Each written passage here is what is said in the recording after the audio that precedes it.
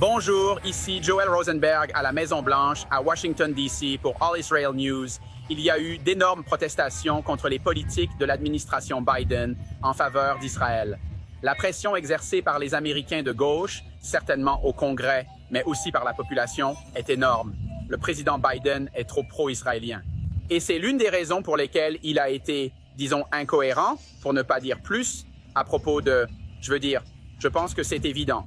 Je pense qu'il est juste de dire qu'au fond de lui, le président Biden est quelqu'un qui aime Israël et qui veut qu'Israël soit en sécurité et que le président Biden est l'un des dirigeants les plus pro-israéliens du Parti démocrate, peut-être même l'un des meilleurs que le Parti démocrate ait à offrir en matière de pro-israélisme. Il se dit sioniste, c'est-à-dire qu'il pense qu'Israël a le droit d'exister, que les Juifs ont le droit d'y avoir leur propre État. Cela dit, ces politiques ont été incohérentes.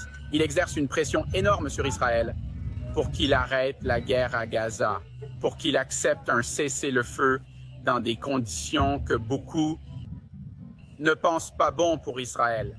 Arrêter la guerre à Gaza sans finir la guerre contre le Hamas, afin que le Hamas terroriste et son idéologie ne pourront plus jamais se relever, ni contrôler la bande de Gaza, ni l'utiliser comme camp de base pour lancer des attaques terroristes génocidaires contre Israël, le peuple juif et l'État juif. L'administration Biden souhaite donc vivement que cette guerre s'arrête. Ce n'est pas un point de vue erroné. Nous voulons tous que la guerre s'arrête. La question est de savoir à quel prix. L'administration Biden exerce une pression énorme sur Israël pour qu'il cesse tout combat dans l'espoir d'obtenir un accord pour la libération des otages. Or, tous les Israéliens veulent faire sortir les otages et le faire de la manière la plus sûre et la plus pacifique possible. L'opération menée par les FDI l'autre jour pour sauver 4 otages israéliens a été merveilleuse, voire miraculeuse. Mais la question qui se pose maintenant est de savoir comment faire sortir en toute sécurité les 100 otages suivants qui, selon nous, sont encore en vie. Nous en sommes presque à 250 jours. Il s'agit donc d'une question essentielle. Le point de vue de l'administration Biden sur la façon de procéder consiste essentiellement à mettre fin à la guerre à Gaza et à donner au Hamas ce qu'il veut, c'est-à-dire rester au pouvoir et qu'Israël ne le combatte pas jusqu'au bout, ne vainque pas les forces terroristes du Hamas à Rafah et encore moins le reste de Gaza une fois pour toutes.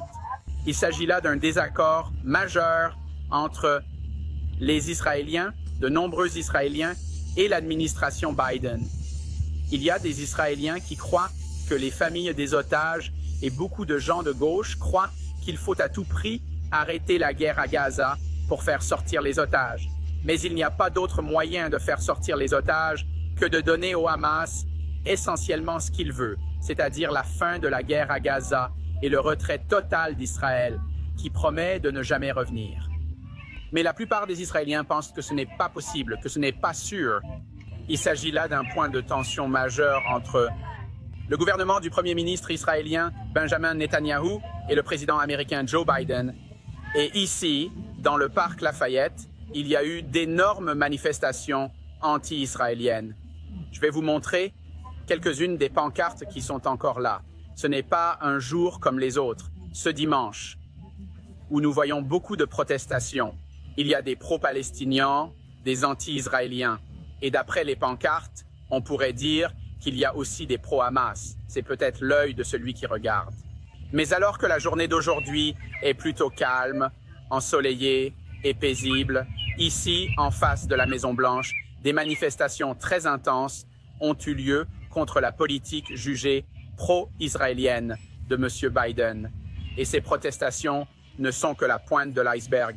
Ce sont les mêmes sentiments que ces protestations anti-israéliennes et anti-juives qui se manifestent de plus en plus sur les campus universitaires américains et dans les sondages. C'est donc un sujet que All Israel News continue de couvrir. Et je le couvrirai non seulement ici sur All Israel News, mais aussi sur le rapport Rosenberg. Depuis la Maison-Blanche, depuis le parc Lafayette Square, juste en face de la Maison-Blanche, je suis Joel Rosenberg pour All Israel News.